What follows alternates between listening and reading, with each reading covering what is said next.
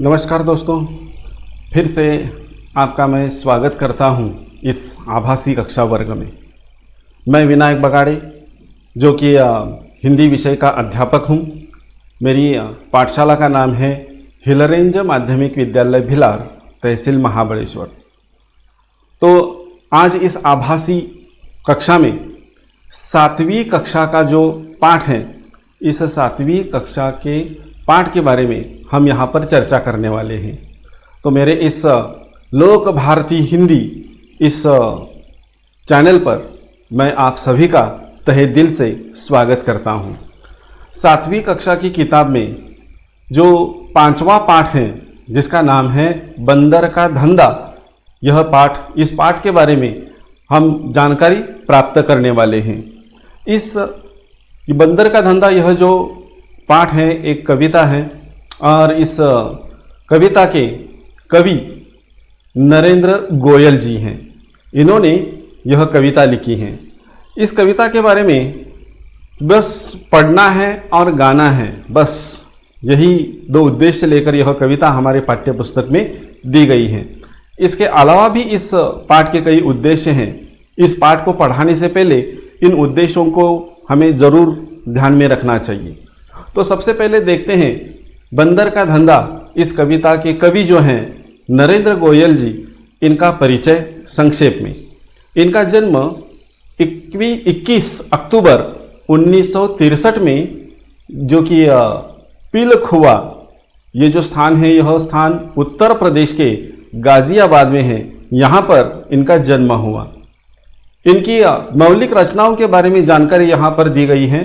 इन्होंने गीतमाला, गीत गंगा, गीत सागर, झूला झूले, ची ची चिड़ियाँ आदि। तो देखा जाए तो खासकर छोटे बच्चों के लिए जो साहित्य है, ये साहित्य विधा, इन्होंने अनेक प्रकार की विधाएं चुनी हुई है और इसके द्वारा छोटे बच्चों का मनोरंजन करने हेतु, इसके साथ साथ मनोरंजन के साथ इनको ज्ञान की प्राप्ति भी हो, ऐसा उद्देश्य सामने रखकर इनकी ये रचनाएं हमारे सामने प्रस्तुत हैं। नरेंद्र गोयल जी का परिचय, संक्षेप में परिचय इस प्रकार है। नरेंद्र गोयल जी बाल विज्ञान के ज्ञाता माने जाते हैं। यानी छोटे बच्चों का मनोविज्ञान क्या है, इसके काफ़ी अच्छे जानकार ये नरेंद्र गोयल जी हैं और छोटे बच्चों की रुचि को ध्यान में लेकर ही इन्होंने अपने साहित्य में अनेक प्रकार की कविताएं लिखी हुई है जो छोटे बच्चों के लिए है। कई प्रकार की कहानियां लिखी है कि जिसके द्वारा छोटे बच्चों का मनोरंजन हो और मनोरंजन से कोई ज्ञान इनके पल्ले पड़ जाए। इसके अलावा इन्होंने बालोपयोगी बहुत सारी रचनाएं हिंदी जगत में दी है, जो कि एक अनूठा स्थान है हिंदी जगत में, हिंदी साहित्य जगत में। यह जो प्रस्तुत कविता है, जिसका नाम है बंदर का धंधा, इस कविता में कवि ने अनेक प्रकार की वनौषधियों द्वारा होने वाले जो पारंपरिक उपचार हुआ करते थे, इसके बारे में जानकारी, और वो भी बड़े हास्य के माध्यम से उन्होंने हमारे सामने जानकारी रखी हुई है। जैसे कि पुराने ज़माने में देखिए, जब अस्पताल वगैरह नहीं थे या वैद्य हुआ करते थे, ये जड़ी बूटियों का प्रयोग करते थे और उस मरीज को आराम प्राप्त होता था या उस रोग से उसका छुटकारा हो जाता था।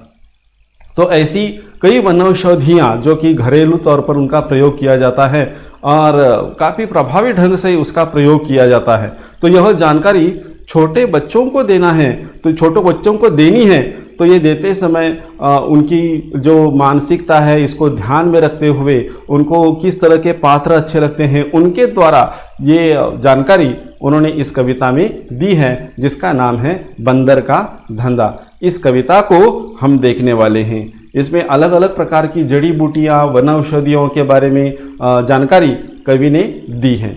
इस कविता को पढ़ाने से पहले अध्यापकों से विनती है कि इस कविता के नीचे जो एक चौखट दी है, जो कि यहाँ पर स्पष्ट हुई है, इसको ज़रूर पढ़ें, क्योंकि कविता कैसे सादर करनी है, इस कविता में क्या देखना है, कैसे पढ़ानी है, कौन सी बातों की तरफ ध्यान देना है, ये बातें यहाँ पर दी गई हैं।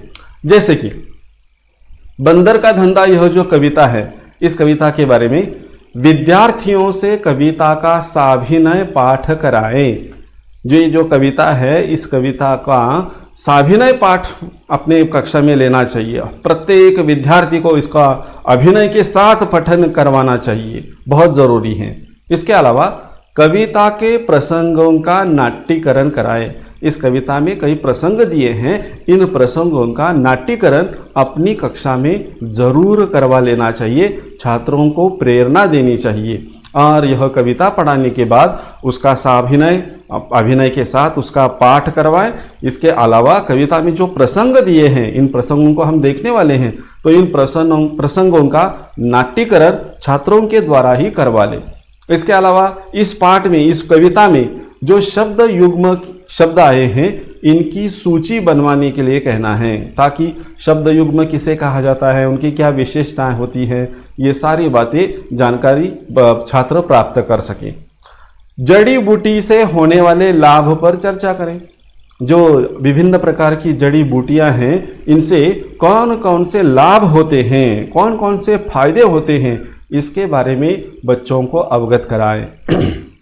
इसके अलावा सिर्फ यही कविता नहीं, बल्कि हास्य संबंधी जो भी कविताएं हैं, ये अलग अलग प्रकार की पाठ्य पुस्तक के बाहर की कविताएं इन बच्चों के सामने हमें प्रस्तुत करनी चाहिए। और इसके अलावा देखिए, रेखांकित किए गए शब्दों के अर्थ शब्दकोश से प्राप्त करने के लिए कहे।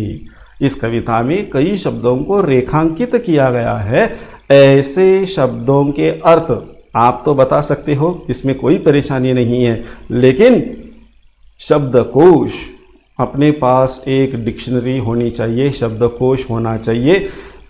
ऐसा शब्दकोश जो कि हिंदी शब्द है, तो उसका हिंदी में अर्थ क्या होता है, यह स्पष्ट करने वाला शब्दकोश हमारे पास होना चाहिए, ताकि बच्चों को भी मालूम हो कि कौन सा, अगर कोई शब्द कठिन आ गया तो इसके अर्थ को कैसे हम ढूंढ सकते हैं। और यह ढूंढते समय कई शब्द छात्र पढ़ते हैं, जो बहुत ज़रूरी है, और इस तरह से हम उनका जो शब्द भंडार जो है वह बढ़ा सकते हैं, हिंदी के प्रति रुचि उनके मन में पैदा कर सकते हैं। तो ये सारी बातें ध्यान में रखते हुए यह कविता आपको बच्चों को पढ़ानी है, यह बात ध्यान में ज़रूर रखें। कई बार क्या होता है, अध्यापक गलती से कहिए या समय की कमी के कारण इन सूचनाओं को पढ़ा नहीं जाता और उस पर अमल नहीं किया जाता, और बाद में ये कविता पढ़ने के बाद समझ में आता है कि अरे भाई इस कविता के बारे में क्या करना है। वैसे देखा जाए तो इस कविता में देखिए स्वाध्याय नहीं है, फिर भी हम इस पर अलग अलग प्रकार की कृतियाँ तैयार कर सकते हैं और बच्चों को दे सकते हैं। अब ये जो कविता है, इस कविता को हम देखते हैं। सबसे पहली पंक्ति देखिए, हाथ लगा बंदर के एक दिन, टूटा फूटा आला, झट बंदर ने पेड़ के नीचे कुर्सी मेज ला डाला। अब देखिए, इस कविता में एक बंदर है और इस बंदर के हाथ एक दिन टूटा फूटा आला मिल जाता है। अब आला शब्द देखिए, आला शब्द को रेखांकित किया गया है, इसका मतलब इस शब्द को शब्दकोश में ढूंढना है, और शब्दकोश में ढूंढने के बाद इसका अर्थ ढूंढ निकालना है।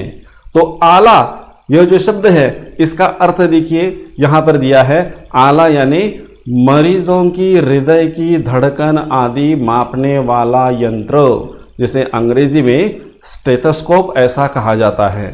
अब ये स्टेथोस्कोप कैसा होता है, यहाँ पर इसका चित्र भी दिया है। देखिए, जो डॉक्टरों के पास होता है, मरीज जब अस्पताल में जाते हैं, डॉक्टर के पास जाते हैं, तो तब डॉक्टर साहब उसकी जांच करते हैं, और जांच पड़ताल करते समय इस आला की उनको ज़रूरत पड़ती है। इसे कान में लगाया जाता है और बाद में छाती पर इसे लगाकर हृदय की धड़कन जो है, वह धड़कन कितनी तेज चल रही है, धीमी चल रही है, इसके बारे में जानकारी डॉक्टर को मिल जाती है।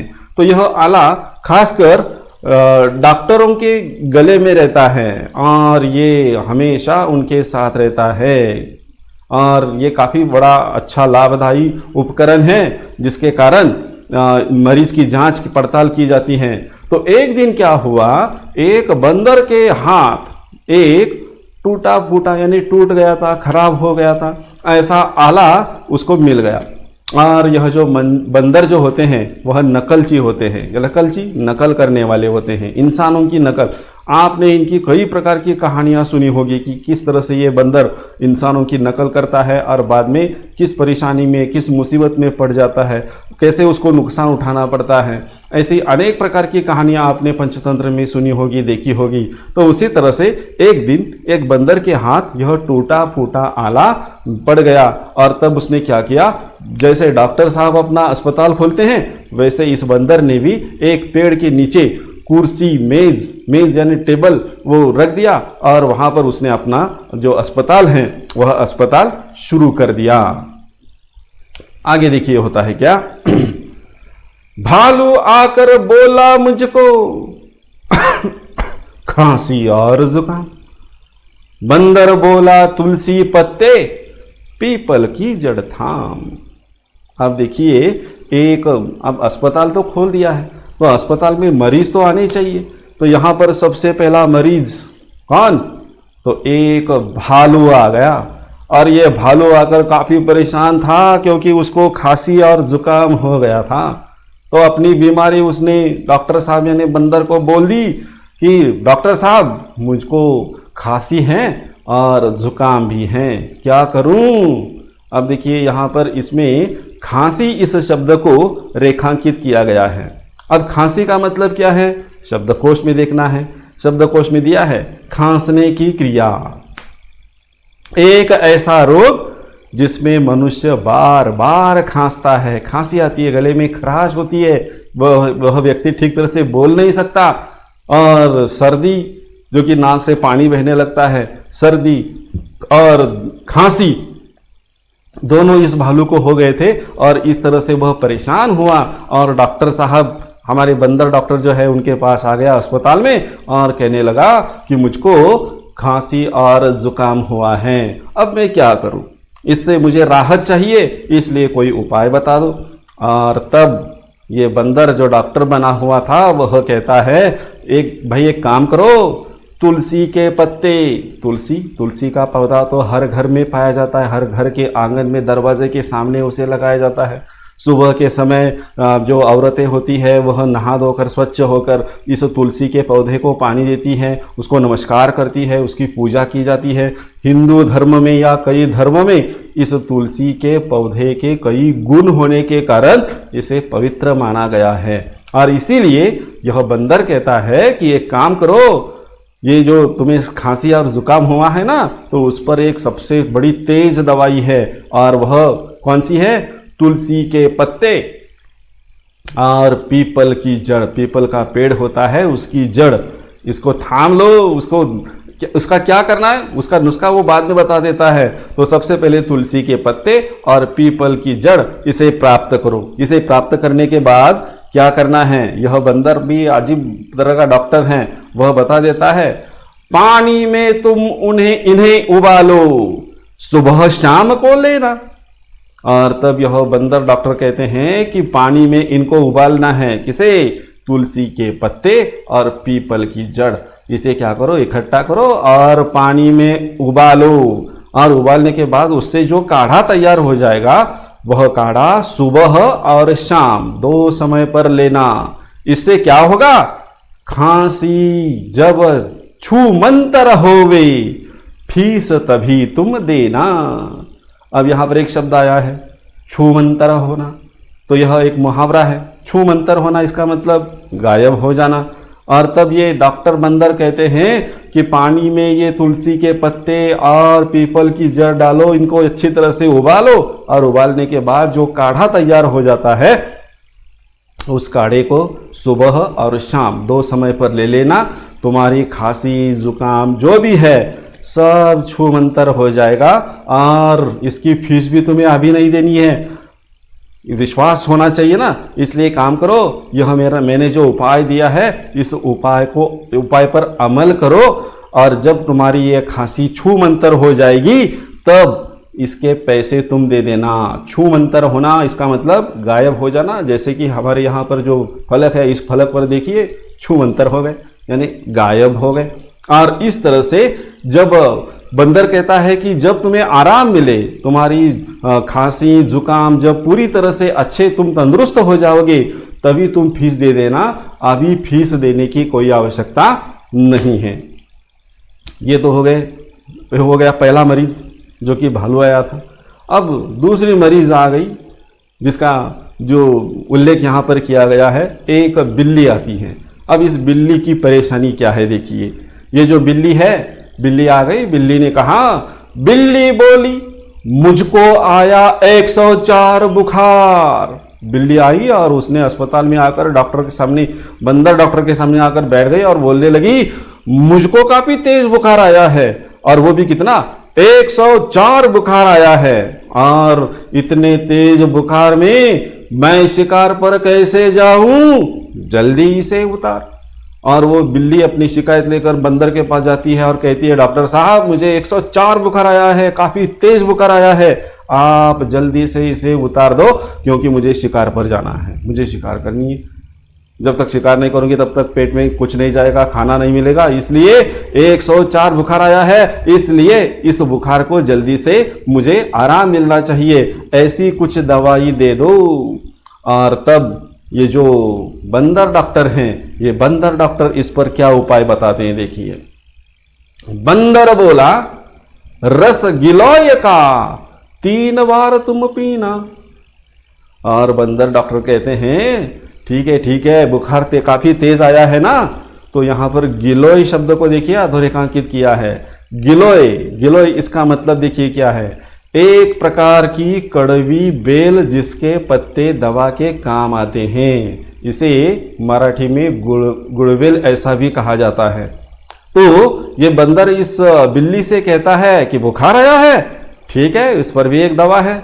जो गिलोय के पत्तियां हैं, इनको 3 बार तुम पी लेना, पानी में घोलकर इसे पी लेना, जो इसका जो काढ़ा होता है वह पी लेना, और तुम्हारा ये बुखार गायब हो जाएगा। कल से ही तुम डांस करोगी, ईना मीना डीना। और यह बंदर कहता है कि अगर तुमने इस गिलोय का रस 3 बार पी लिया तो कल से तुम डांस करोगी, नाचने लगोगी। गाना भी कौन सा, ईना मीना डीना। और इस तरह से यह बंदर उसे भी आश्वस्त कर देता है कि यह उपाय जो है वह सबसे कारीगर है, एक अच्छा उपाय है कि गिलोय की वनस्पति के जो पत्ते हैं, इस बेल के पत्ते पानी में उबालो और इसको 3 बार तुम्हें लेना है और इससे तुम्हारा बुखार गायब हो जाएगा। और ये बात बच्चों, ये बात बिल्कुल झूठ नहीं है, बिल्कुल सच है, 16 आने सच हैं कि पुराने ज़माने में अगर डॉक्टर के पास हम जल्दी से पहुंच नहीं सकते थे तो लोग क्या करते थे, अपने पास में जो गिलोय की जो पत्तियां हैं, इनकी पत्तियां निकालकर अपने बच्चों को पिलाते थे, जिसके कारण यह जो बुखार था यह बुखार कम हो जाता था। और इसीलिए यह बंदर जो कि जड़ी बूटी का अच्छा वैद्य है, वह कहता है इस बिल्ली को कि रस गिलोय का तुम 3 बार पीना, कल से तुम डांस करोगी, नाचने लगोगी, तुम्हारी तबीयत बिल्कुल ठीक हो जाएगी और जो भी बुखार आया है वह बुखार गायब हो जाएगा और तुम्हारी तबीयत फिर से अच्छी बन जाएगी और तुम फिर से शिकार पर जा सकोगी। ऐसा एक विश्वास भी यहाँ पर बंदर उसे दे देता है। ये हुआ दूसरा बीमार जानवर। पहले भालू आया था, बाद में बिल्ली आई थी। अब देखिए इस बंदर डॉक्टर के पास कौन आता है। तभी लोमड़ी आकर बोली, चिकना सुंदर मुझे बनाओ। और तभी एक लोमड़ी अस्पताल में आ गई। देखिए कितनी सुंदर लोमड़ी है। लोमड़ी दिखने में तो सुंदर होती है, लेकिन नहीं, वो बड़ी खूंखार होती हैं। और यह लोमड़ी बंदर के अस्पताल में आ गई और उसने कहा, क्या कहा, चिकना सुंदर मुझे बनाओ, मैं सुंदर दिखाई देनी चाहिए, इसलिए ऐसा कोई उपाय बताओ कि जिसके कारण मैं सबसे सुंदर दिखूं, मैं ही दिखूं सबसे सुंदर, ऐसी बूटी लाओ। ऐसा कोई उपाय, ऐसी कोई जड़ी बूटी है तो मुझे दे दो जिसके कारण मैं सबसे सुंदर दिखूं, ऐसी जड़ी बूटी मुझे चाहिए। देखिए वो कैसे देख रही है। यानी अपने आप को सुंदर बनाने के लिए भी लोग अस्पताल में जाते हैं, उसका इलाज करवाते हैं। और बंदर के पास ऐसा ही मरीज आ गया, यह एक लोमड़ी आ गई और लोमड़ी ने कहा कि मुझे सबसे सुंदर बना दो, क्योंकि मैं सुंदर दिखाई देना चाहती हूँ। और तब इस पर उपाय यह बंदर क्या देता है, देखिए। बंदर बोला, घी कुंवर तुम दोनों समय लगाओ।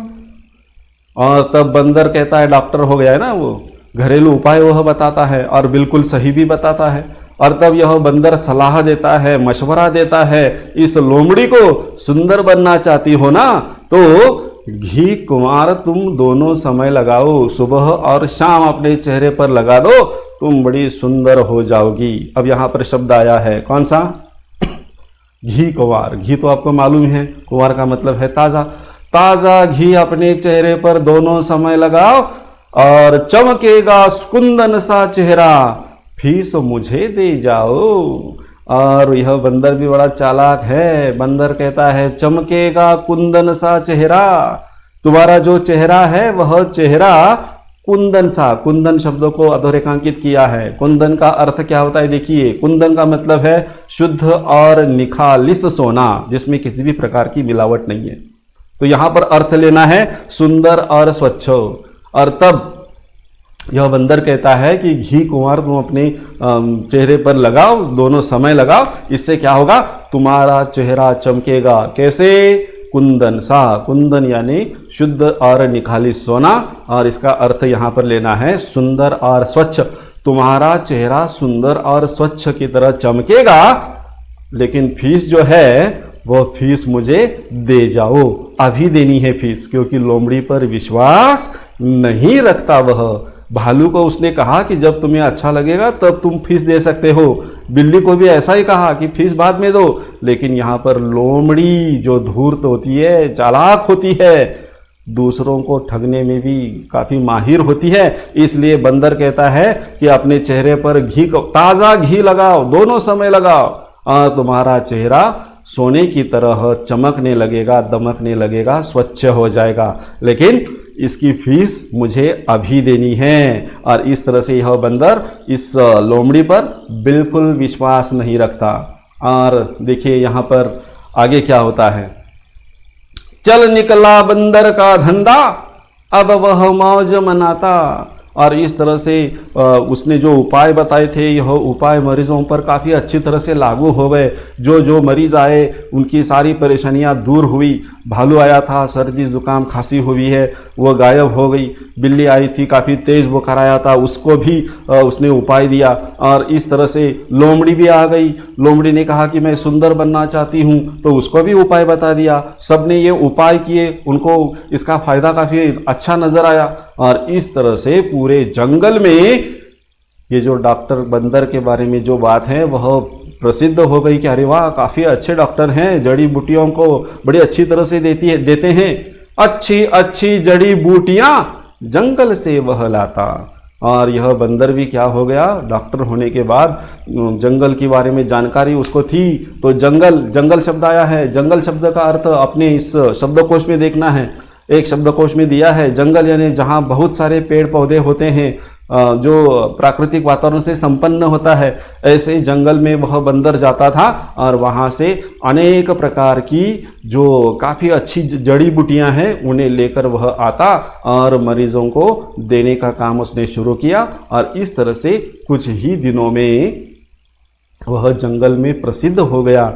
किसी भी जानवर को अगर कोई परेशानी होती थी तो वो सबसे पहले इस बंदर डॉक्टर के पास आता था और उनकी राय लेता था। और इस तरह से यह जो बंदर का जो अस्पताल है वह अच्छी तरह से चल निकला, यानी अच्छी तरह से उसकी कमाई होने लगी। और अब वह मौज मस्ती में रहता है, बड़े आनंद से, बड़े खुशी से वह रहता है। लेकिन एक काम वह करता है, जंगल में वह जाकर अच्छी अच्छी जड़ी बूटियाँ लेकर आता है। ऐसा यह बंदर का धंधा। और इस बंदर के धंधे में यह बंदर उसे सफलता प्राप्त होती है, क्योंकि उसे जड़ी बूटियों के बारे में काफ़ी अच्छा ज्ञान है। तो यह एक बड़ी सुंदर कविता है। इस सुंदर कविता का गायन आप अपने बच्चों से करवा लीजिए और इस पर आधारित अनेक प्रकार की कृतियाँ भी हम दे सकते हैं। ज़रूर इन कृतियों से अवगत कीजिए। हम फिर से मिलते हैं। धन्यवाद। मैं हूं विनायक बगाड़े और यहाँ पर आपने 7वीं कक्षा का 5वां पाठ देखा जिसका नाम है बंदर का धंधा। फिर से हम उपस्थित होंगे एक नई कक्षा में एक नए पाठ को लेकर। तब तक धन्यवाद। अपने घर पर रहिए, सुरक्षित रहिए। धन्यवाद।